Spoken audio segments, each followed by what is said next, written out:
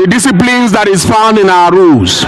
We will give hearing to anyone who wants to speak, but we will not stop from effecting the disciplinary measures in our books with anybody who willingly want to disrupt the course of parliamentary practice. Please, we have allowed that for too long. Let us focus now. Once you raise your hand, we will allow you to speak, but not on the same subject matter for the whole day. We have given this subject matter sufficient time. But we are progressing now, and I'm ruling as chair. Mr. Chairman, I've been raising my hand that you refuse to talk.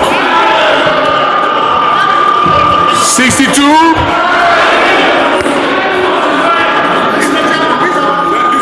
Let's hear what you want to say. Very much, Mr. Chairman. This house is a house of rules. Order 9 Rule 6 says, it shall be out of order to attempt to reconsider any specific question upon which the House has come to a conclusion during the current session, except upon a substantive motion for decision. Mr. Chairman, you ruled on my point of order and held that the ayes had it and you hit the gavel. And I insist that by the rules of this House, Mr. Chairman, to rescind that order, there has to be a substantive motion. To rescind that order, that motion. Do you want us to ask the question again? That's my point of order. We have already asked the question. You want us to ask it again? You ruled that the House had it. Mr. Speaker, you want us to ask again? The gavel did not go down. Point of order. Can we ask again? You want us to ask again on that Point question? of order. You hit the gavel on it. You want us to give you opportunity to present it again and Mr. Chairman, point of order. I'm raising my hand and if you allow me one person to talk 5 times. You can do whatever you want. We were saying the Senate did not come to a conclusion. The Senate did not come to a conclusion. You made a ruling and we are questioning the ruling. You can't say that. No, you can't. This is the Senate. You can't say that. This is the Senate. No, we won't do it. You said that there is a division. I call for a division. So you can't tell me that you will use 56. That's why we're doing, as we are doing a rescission now. Everything we're doing now is a rescission. It was withdrawn. It was withdrawn. The distinguished Deputy Senate President is no longer point of order. It is explanation. Because Senator Abaribe had actually withdrawn his... This is a new session. It was withdrawn, yes. Mr. President, yes. This is a new session. Yes. We withdrew at the last one and this is a new session. Order. This is a recommittal. You brought the recommittal. So if you are bringing a recommittal, it is new. No, allow me to speak. Calm down. I want to see you talk as an elder. Is there any seconder to your point of order? Yes. You take up. Yes. In case you missed out on all the drama that happened recently, as far as the new electoral law in Nigeria is concerned, this video is for you. So sit tight, let me take you through all the drama and the latest to what happened yesterday when the president signed it into law. First, we'll start off with a video of the president signing the bill into law, after which he addressed Nigerians speaking on the clarity of what the Senate and the House of Representatives has done as nothing new to the current condition of our electoral system. The essence of democracy is to have, very solid brainstorming discussions committed to national development and nation building, the stability of the nation. It's not as important as the history aspect of this. What is crucial is the fact that you manage the process to the extent there will be no confusion, no disenfranchisement of Nigerians, and that we are all going to see democracy flourish. It is time that we have confidence in our system. No matter how good a system is, It's managed by the people, promoted by the people, and the result is finalized by the people. In fact, for final results, you are not going to be talking to the computer, you are going to be talking to human beings who will announce the final results. And when you look at the crux of various arguments, maybe Nigeria should question our broadband capability. How technically are we today? How technically will we be tomorrow to answer the call of either real time or no? And as long as you appear personally as a manual voter in any polling booth, but ballot paper is given to you manually,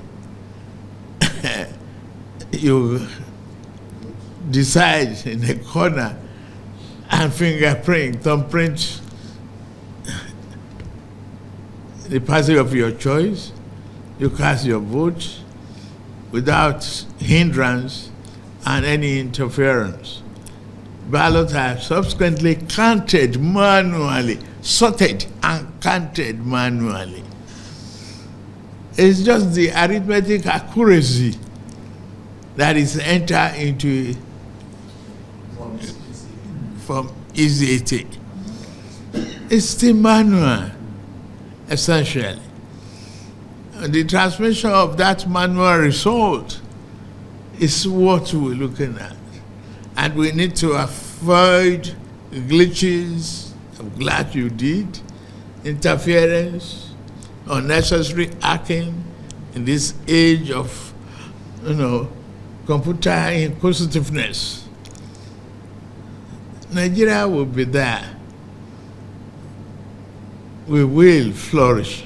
We will continue to nurture this democracy for the fulfillment of our dream for prosperity and stability of our country. After the signing of the bill, the Senate President, Godswill Akpabio, alongside the Speaker of the House of Representatives, Tajuddin Abbas, also addressed the press, and both also confirmed what Nigerians have been thinking. Take a listen to them.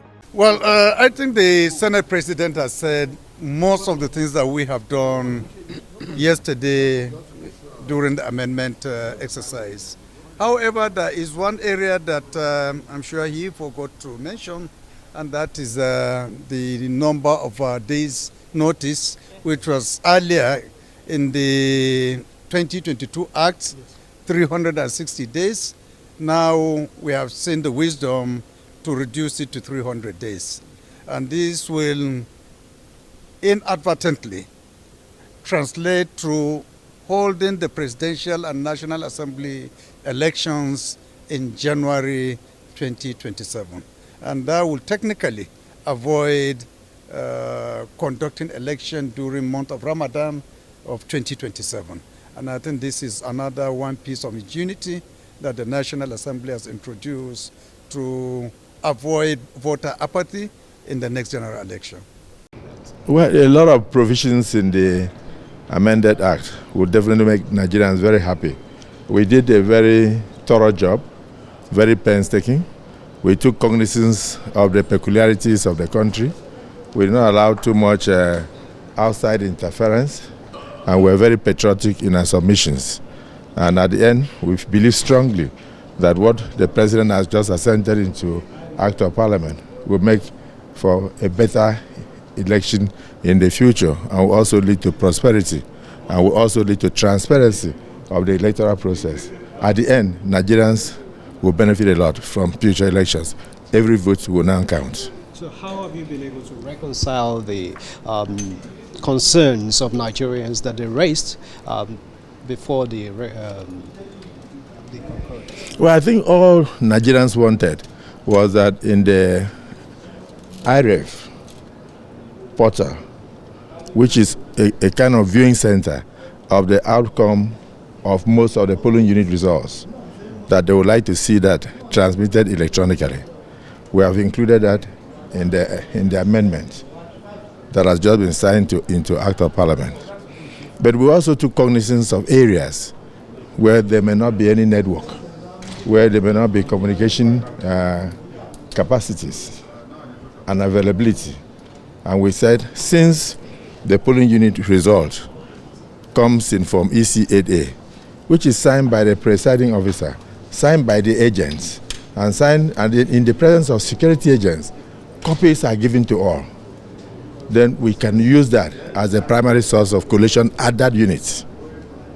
And then, of course, we transmit it, even if there is no network at that time. Once we step out of there, maybe towards the ward center or the local government center, it will drop into the IRF, and people will still be able to view. The implication of that is that if what is eventually collated at the next center is different from what is in the IRF, Nigerians will be able to compare whether the election result had been tampered with. And for us, that had always been the problem in the country, that once election result leaves a polling unit, it will be tampered with or mutilated. That has been eliminated today. So we are satisfied that we have met the aspiration of Nigerians. That the issue of real time also comes in. Once you transmit, even if there is no network at that time, once you go to where there is network, it will still drop. So eventually everything will still be shown. So we are happy and satisfied that we have been able to interpret the intentions and the yearnings of majority of Nigerians, not those who are politically motivated, not few people who make noise. Noise is different from lawmaking. And I always say, no matter what we did in the last 2 years, we went to retreat in Lagos, we went to retreat in Ibadan, everywhere. Those things were just mere consultations. The final outcome of what was amended happens in the plenaries of both chambers. And we felt in the last 1 month that we have done a lot. And even the Senate, for instance, we sacrificed even the holidays. The Mr. Speaker had to call back members who were on a bit of a break from plenaries, from budget sessions, to come back and undertake this all-important national assignment. That's why I said we are very satisfied that going forward, we are going to have more transparent election. This has never happened since 1960. We have never had electronic transmission of results in any of our laws. We never even recognized the IRF in the 2022 Act. All those things are now there. And at the end of the day, more powers are given to political parties, that they should decide who their candidates are. And above all, participatory democracy, more inclusiveness. Members of different political parties are now allowed to do direct primaries. That means you can choose the person you want. Delegate selection, of course, one person can write the list and then just submit. But this time around, the members who are in the political party will stand up and vote for their candidates and the candidates of their choices. That some people don't understand that it is not even good that in an election you have 5 people contesting. One person scores out of 300,000 votes. One person scores 290,000. And then for one reason or the other, he is disqualified by the court. And then the person who scored 1,000, who is not popularly elected, will now be declared a winner. All those things are eliminated. We have now recommended that where such a case happens, then we should call for another election. And that also comes even with the governorship election, where somebody who scores the second highest vote may not meet the 2/3 of the spread of the requirements in local government and will be declared a winner. No, we don't want that kind of situation. We want something that will help Nigerians to truly elect their leaders. After watching all of these videos, I'm sure at this point you're wondering, what does this new electoral law truly changes for Nigeria's electoral system? The truth is that it changes nothing. We're back to where we used to be, and the risks attached to this are enormous. First, it increased the risk of manipulation. Without mandatory real-time transmission, results can be altered or delayed at local or collation centers before being announced publicly. This could make it easier for political actors to manipulate outcomes in their favor. Number 2, it reduced transparency. Real-time Reporting Act. Real-time reporting acts as a check against fraud because the public, media, and observers can monitor results as they are counted. Removing these requirements reduces public confidence in the electoral process and limits independent verification. Number 3, greater possibility of conflicts. Delayed reporting. Delayed reporting can fuel suspicions, protests, and post-election litigations as parties may question the authenticity of final results, leading to political instability. Number 4 is the issue of weakening of electoral technology benefits. Electronic systems like IREV, the Independent National Electoral Commission result viewing portal, are designed to make elections more credible. If compulsory transmission isn't enforced, the technology safeguards are on the courts, allowing traditional vote rigging practices to continue to persist in Nigeria. And lastly on the list, high dependence on manual collation. As stated by the president, so long as you go to the polling unit to vote in person, there is no need for an electronic transmission of results. The statement of the president. So without enforced electronic transmission, collation refers more on manual processes which are slower, prone to error, and easy to tamper with. So in a short term, removing real-time compulsory transmission makes elections less transparent, more prone to manipulation, slower to resolve, and riskier for public trust. It effectively undermines one of the key reforms meant to modernize and secure Nigeria's voting system. So this is more like the summary of where Nigeria is heading into the 2027 election. What's your take?